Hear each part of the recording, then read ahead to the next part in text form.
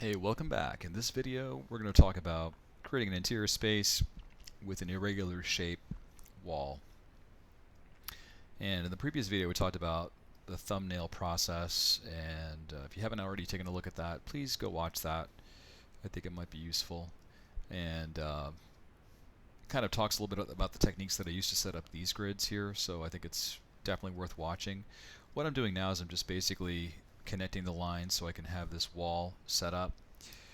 And these lines can always be extended out as long as they all follow the same vanishing point. So it's like this line right here, all of these lines that are at the bottom that are pointing towards the center should go to the same general vanishing point. Once you have this grid structure set up, I can start to put objects within that area. So this is where I would just consider the type of environment that I want to create. Perhaps I'm going to create a kind of a futuristic area here where I'm going to have like some sofas.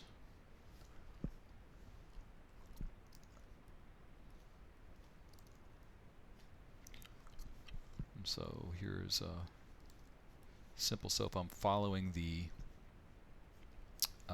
grid that I've laid out. You don't have to place all your objects on the grid, but I think if you're learning how to do this for the first time, I think it's a good idea to use the grid to help you out. You can certainly create other objects that are going to be in the scene that are not going to follow that grid structure, and I'll show you that here in a few minutes. So let me just go ahead and set this up. I want to have some little cushions. Let's go ahead and put some type of a big TV. I'm freehanding this. I'm just pulling the lines down towards myself using my entire arm. So there's my TV. Let's go ahead and create some kind of a cabinet. Again, all of the lines that I create are going to follow the same vanishing point, and this is where it's going to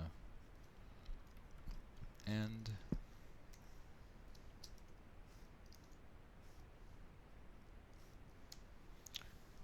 And you can always fix stuff. At the freehand stage, I'm not super worried about making every line super straight and perfect, but just doing it enough to where I have an understanding of what I'm going for. Okay, so what if I have something that's kind of at an angle? Let's just say that, I don't know, maybe we have like some kind of a futuristic light or something, but I don't want to put it right in the center. Let's see what I can put in the center. Maybe it's like a diamond-shaped coffee table, right? For whatever reason, because I can't think of anything right now. So I'll go ahead and create that diamond structure on the floor, and then what I'll do is I'll simply just raise that up. I'll extend these axes and just connect it. So basically I'm extruding from the ground up, and then I can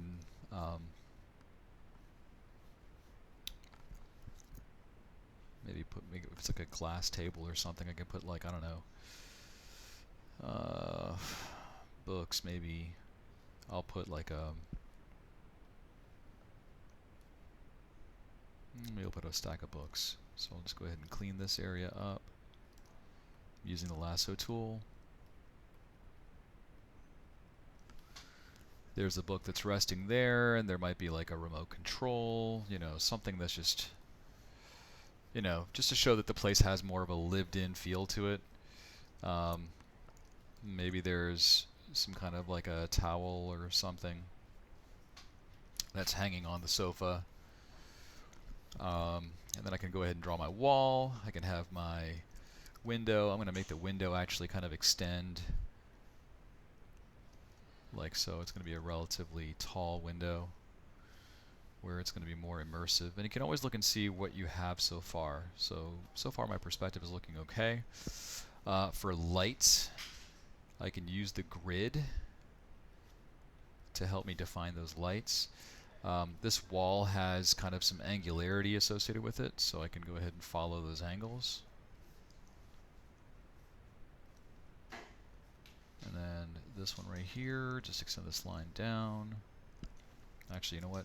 Let's just avoid shortcuts and pull the line towards ourselves. Always easier to pull the line towards yourself when you're drawing. So I'm going to now add some thickness to that TV.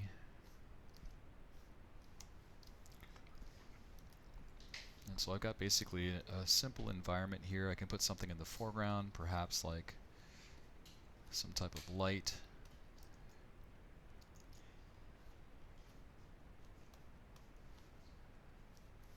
And there's the back wall there too. And then I can also put some paintings. I don't have to put the paintings to match the grid that I have. I can actually, as long as I remember that the lines that are horizontal here are all going to converge to the same vanishing point. That's really the secret to perspective drawing.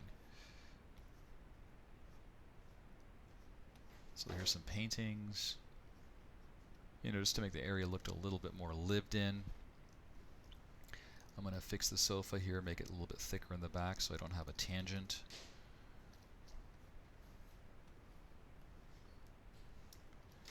And then if this is my window space here, perhaps we'll have like some kind of an area where people can sit down. And so what I'll do is I'll just throw like a pillow, maybe another pillow on the opposite side. And this window is going to be looking out into that space.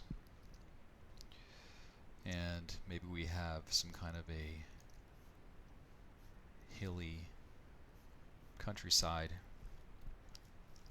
And we can have some trees or whatever.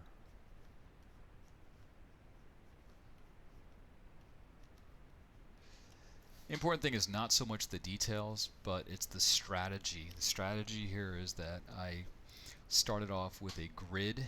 It makes putting objects in perspective so much easier, even if you have objects that don't necessarily fall within the grid, that are maybe at an angle. It allows you to place objects that that are not, you know, conforming to the shape of the grid in a very easy way. And I just want to maybe talk a little bit more about that part. Let's say that I have,